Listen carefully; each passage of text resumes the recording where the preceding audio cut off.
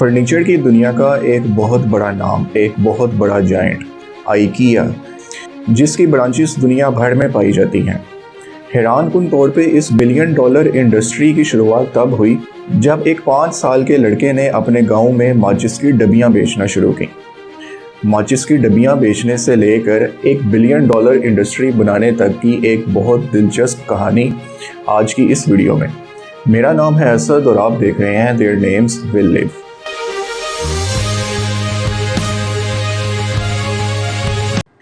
इंगवार Kamprad Sweden के एक छोटे से गांव में पैदा हुए। इंगवार के फादर एक आम किसान थे। स्वीडन की ज़्यादातर ज़मीन पथरीली थी और इस पथरीली ज़मीन में हल चलाना, बीज बोना और एक अच्छी पैदावार हासिल करना बहुत मुश्किल काम था। लिहाजा आबपाशी या एग्रीकल्चर से रिलेटेड लोग ज़्यादा मुनाफा हासिल नहीं कर पाते थे। इसी वजह से इंगवार के फादर को माशी एतबार से तंगदस्ती का सामना था। इंगवार के फादर को बहुत किफ़ायत शुमारी के साथ पैसे बचा बचा के घर के सब अखराजात पूरे करने पड़ते। यही वजह थी कि इंगवार ने छोटी उम्र से ही रुपया पैसा कमाने की जदोजहद शुरू कर दी। इंगवार ने 5 साल की उम्र में माचिस की डब्बियाँ बेचना शुरू की। वो अपनी बाइसिकल पर स्वीडन के दारुल हुकूमत स्टॉकहोम तक जाते और वहाँ से सस्ते दामों माचिस की डब्बियाँ खरीदते और उसको थोड़े से मुनाफे के इवज़ अपने गाँव में बेच देते। इस तरह से इंगवार ने बचपन से ही बिजनेस प्रैक्टिस करना शुरू कर दिया था। मार्केट से चीज़ों की सोर्सिंग, प्रोडक्ट्स की मार्केटिंग और कस्टमर सर्विस जैसी चीज़ों का एक्सपीरियंस इंगवार ने बचपन से ही गेन करना शुरू कर दिया। माचिस की डब्बियों के साथ इंगवार ने घरेलू इस्तेमाल की दूसरी चीज़ें भी बेचना शुरू कर दी, जैसे कि pencil, ball points, wallets, picture frames और इस तरह की दूसरी घरेलू इस्तेमाल की चीज़ें। 17 साल की उम्र में इंगवार ने अपनी हाई स्कूल की तालीम मुकम्मल की। यहाँ मैं एक चीज़ बताता चलूँ कि इंगवार डिसलेक्सिया नाम की एक बीमारी में मुब्तला थे। डिसलेक्सिया सफ़र करने वाले पेशेंट्स के लिए आम लोगों की निस्बत पढ़ाई लिखाई करना बहुत मुश्किल होता है। उनके लिए लफ्ज़ों के स्पेलिंग याद रखना, मिलते जुलते हरूफ में फ़र्क करना और लिखी हुई इबारत को पढ़ के उसका मतलब अखज़ करना, इन सब कामों में उन्हें बहुत दुश्वारी पेश आती है। हैरानकुन तौर पे इंगवार ने इन सब मुश्किलात के बावजूद अपने हाई स्कूल की तालीम कामयाबी से मुकम्मल कर ली और इंगवार के फादर ने उनकी इसी कामयाबी से खुश होके इंगवार को इनाम के तौर पे एक रकम भी दी। अपने फादर से मिलने वाली इस रकम और अपनी सेविंग्स को इस्तेमाल करते हुए इंगवार ने आइकिया की बुनियाद रखी। आइकिया के नाम में आई और के इंगवार ने अपने नाम से ही लिए, जबकि ई और ए उन्होंने अपने फार्म के नाम और करीब के एक गांव एगुनरिड से लिए। शुरुआत में आइकिया एक मेल ऑर्डर बिजनेस था। मेल ऑर्डर बिजनेस में सेलर्स अपनी कैटलॉग्स प्रिंट करवाते हैं और उसको लोगों में डिस्ट्रीब्यूट करते हैं और लोग कैटलॉग से देके अपनी पसंद की आइटम्स सिलेक्ट करते हैं और अपना ऑर्डर प्लेस करने के लिए अपने ऑर्डर की डिटेल्स बाय पोस्ट सेलर तक पहुंचाते हैं। आज के दौर की ऑनलाइन शॉपिंग इसी मेल ऑर्डर बिजनेस की एक जदीद शक्ल है।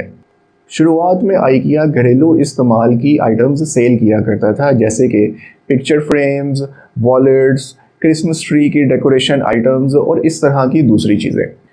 इंगवार ने मार्केट ट्रेंड्स को देखते हुए इस बात को रियलाइज़ किया कि मार्केट में फर्नीचर आइटम्स का बहुत पोटेंशियल है। इस पोटेंशियल को देखते हुए इंगवार ने फर्नीचर आइटम्स इंट्रोड्यूस करवाने का फैसला किया। उस दौर की फर्नीचर आइटम्स बहुत महंगी होती थी और उनको एक लग्जरी आइटम्स कंसीडर किया जाता था। उस दौर का फर्नीचर बहुत भारी भरकम होता और इसमें बहुत ज़्यादा कशीदा कारी की जाती, जिसके लिए ख़ास हुनर रखने वाले कारीगरों की ज़रूरत पड़ती थी।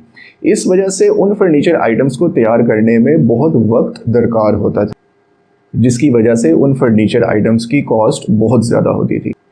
इंगवार ने अपनी फर्नीचर आइटम्स की कॉस्ट कम करने के लिए सिंपल डिज़ाइन वाले light weight furniture items introduce करवाएं। इसकी वजह से मिडिल क्लास और लोअर मिडिल क्लास के लोग जो फर्नीचर आइटम्स को एक लग्जरी आइटम कंसीडर करते थे, फर्नीचर आइटम्स उनके लिए भी अफोर्ड करना मुमकिन हो गया।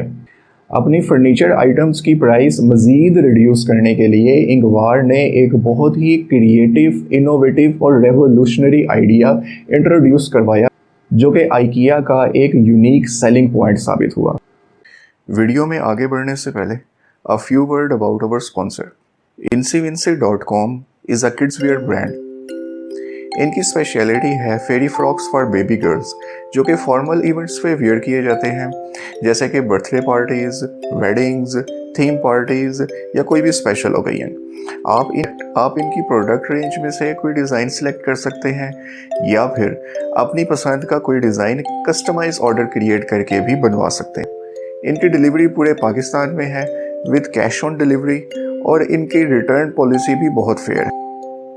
सो अगर आप अपनी बेबी गर्ल की बर्थडे पार्टी प्लान कर रहे हैं तो अभी IncyWincy.com को विजिट करें। उस दौर में फर्नीचर आइटम्स को एक सिंगल यूनिट की फॉर्म में कंस्ट्रक्ट किया जाता था, जिसकी वजह से उन फर्नीचर आइटम्स की शिपमेंट और ट्रांसपोर्ट बहुत महंगी और बहुत मुश्किल होती थी। इंगवार ने फर्नीचर आइटम्स कुछ इस तरह से कंस्ट्रक्ट करवाए कि उनके डिफरेंट पार्ट्स को आसानी से अलहदा किया जा सकता था और ज़रूरत पड़ने पर उन्हें आसानी से जोड़ा भी जा सकता था। फर्नीचर आइटम्स की इस आसान असेंबली और डिसअसेंबली के फीचर की वजह से आइकिया की फर्नीचर आइटम्स को छोटे छोटे बॉक्सेस के अंदर पैक किया जा सकता था। इस तरह से फर्नीचर आइटम्स की वेयर हाउसिंग में बहुत कम जगह दरकार होती, साथ ही साथ उनकी शिपमेंट और ट्रांसपोर्टेशन भी बहुत आसान हो जाती और उनकी शिपमेंट में कॉस्ट भी बहुत कम लगती। इन सब फैक्टर्स की वजह से आइकिया ने क्वालिटी फर्नीचर आइटम्स बहुत कम रेट्स पे मार्केट में ऑफर करना स्टार्ट कर दी। साथ ही साथ आइकिया ने अपने डिज़ाइंस में एक यूनिक फंक्शनैलिटी भी ऐड की। जैसे मिसाल के तौर पे आइकिया ने अपने बेड्स के नीचे की खाली स्पेस को एक स्टोरेज स्पेस के तौर पे ट्रांसफॉर्म किया। इसके अलावा आइकिया ने ऐसे सोफ़ा मुतारिफ करवाए जिनको बआसानी एक बेड में ट्रांसफॉर्म किया जा सकता था। आइकिया ने यूनिक फंक्शनैलिटी के अलावा मॉड्यूलर डिज़ाइंस भी मुतारिफ करवाए। इन मॉड्यूलर डिज़ाइंस की वजह से एक यूज़र फर्नीचर आइटम्स का डिज़ाइन अपनी पसंद के हिसाब से एडजस्ट कर सकता था।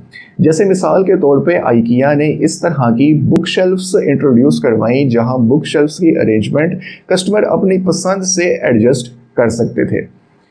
इसके अलावा आइकिया ने इस तरह के सोफ़ा सेट्स इंट्रोड्यूस करवाए जिनका डिज़ाइन कस्टमर अपनी जगह और अपनी रिक्वायरमेंट के हिसाब से सेट कर सकते थे। आइकिया ने इसी तरह के मॉड्यूलर और यूनिक फंक्शनैलिटी रखने वाले डिज़ाइंस अपनी कंप्लीट रेंज में इंट्रोड्यूस करवाए।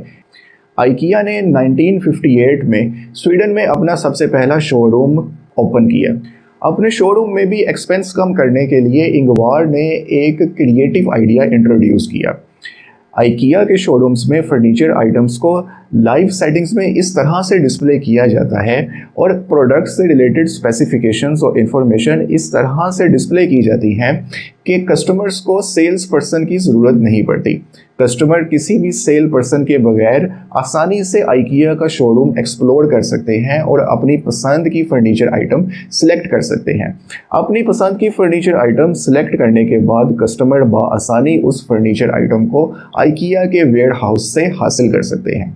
और क्योंकि आइकिया की प्रोडक्ट डिसेंबल्ड फॉर्म में छोटे छोटे बॉक्सेस में पैक की जाती है, इस वजह से उन फर्नीचर आइटम्स को कैरी करना बहुत आसान होता है। कस्टमर्स बआसानी उन फर्नीचर आइटम्स को अपने घरेलू इस्तेमाल की कार या वैन में लोड करके अपने घरों में ले जा सकते हैं और उनको कोई स्पेशल ट्रांसपोर्टेशन के लिए अरेंजमेंट्स नहीं करना पड़ती। आइकिया के इन्हीं क्रिएटिव आइडियाज़ और यूनिक क्वालिटी फर्नीचर आइटम्स की वजह से आइकिया को स्वीडन में बहुत कामयाबी हासिल हुई। स्वीडन में कामयाबी के बाद आइकिया ने आसपास की दूसरी यूरोपियन कंट्रीज़ में अपने स्टोर्स खोलना शुरू कर दिए। सबसे पहला शोरूम आइकिया ने स्वीडन के बाहर नॉर्वे में ओपन किया और नॉर्वे के बाद डेनमार्क और फिर डेनमार्क के बाद जर्मनी में आइकिया ने अपने स्टोर्स ओपन किए। जर्मनी में आइकिया को सबसे ज़्यादा कामयाबी हासिल हुई और इवन आज भी आइकिया के सबसे ज़्यादा स्टोर्स जर्मनी में पाए जाते हैं और आइकिया सबसे ज़्यादा रेवेन्यू अपने जर्मनी के कस्टमर्स के थ्रू ही जनरेट करता है। जर्मनी के बाद आइकिया ने यूरोप की दूसरी बड़ी कंट्रीज़ जैसे कि फ्रांस और स्पेन वगैरह में भी अपने शोरूम्स ओपन किए। यूरोप में कामयाबी के बाद आइकिया ने अमेरिका और कनाडा से लेके एशिया और मिडल ईस्ट तक जितने भी बड़े ममालिक थे, सब में अपने शोरूम्स आहिस्ता आहिस्ता ओपन करने शुरू कर दिए। इंगवार के पेरेंट्स ने अपने माशी हालात और तंदुरुस्ती की वजह से जो कॉस्ट सेविंग और किफ़ायत शुआरी का लाइफस्टाइल अडॉप्ट किया, इसकी एक झलक हमें आइकिया के बिजनेस मॉडल में भी देखने को मिलती है। जैसे मिसाल के तौर पे जिस तरह से इंगवार ने अपनी फर्नीचर आइटम्स की कॉस्ट कम करने के लिए सिंपल और लाइट वेट डिज़ाइंस इंट्रोड्यूस करवाए, उनकी शिपमेंट की कॉस्ट कम करने के लिए फ्लैट पैकेजिंग इंट्रोड्यूस करवाई और इस तरह के शोरूम्स बनाए जिनको बगैर किसी सेल पर्सन के रन किया जा सकता था। ये सब कॉस्ट सेविंग और किफ़ायत शुमारी की प्रोमिनेंट एग्जांपल्स हैं। जिस तरह से इंगवार ने आइकिया की बुनियाद माचिस की डब्बियाँ बेचने से रखी, इसी तरह से और भी दुनिया की बड़ी बड़ी मिलियन डॉलर इंडस्ट्रीज़ की बुनियाद भी ऐसी ही हम्बल बिगिनिंग से स्टार्ट हुई। जैसे मिसाल के तौर पे एप्पल की बुनियाद स्टीव जॉब्स ने अपने घर के गैराज से रखी। KFC की शुरुआत एक छोटी सी रेडी पर फ्राइड चिकन बेचने से हुई। स्टारबक्स ने कॉफ़ी बीन्स बेचने से अपना काम शुरू किया और डेल की शुरुआत माइकल डेल के लिविंग रूम से हुई, जहां वो लोगों को कस्टमाइज ऑर्डर पे कंप्यूटर सिस्टम्स बना के सेल किया करते थे। आप भी कोई स्मॉल स्केल बिजनेस या कोई भी छोटा काम कर रहे हैं तो अपने उस काम को किसी भी सूरत कमतर या हकीर ना समझे, बल्कि इस यकीन के साथ अपनी मेहनत जारी रखें और इस अज़म के साथ कोशिश करें कि जिस तरह इंगवार ने माचिस की डब्बियाँ बेचते बेचते $1 बिलियन इंडस्ट्री खड़ी कर दी, हो सकता है आपकी मेहनत भी आपको कामयाबी की उस मेराज तक पहुंचा दे जहां आपका भी नाम हमेशा ज़िंदा रहे। अगर आपको ये कंटेंट पसंद आ रहा है तो इस वीडियो को लाइक करें, दोस्तों के साथ शेयर करें और इस चैनल को भी सब्सक्राइब करें।